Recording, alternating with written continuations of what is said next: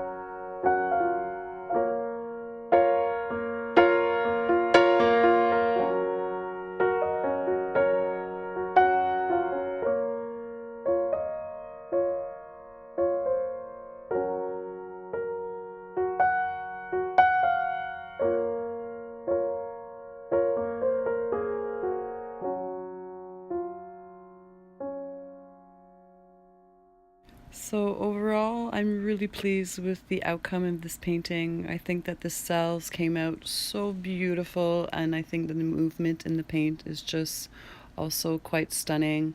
And I really like the metallic black as well. I hope you enjoyed watching. If you did, please click on the like button and subscribe to my channel, and I'll see you next time. Bye!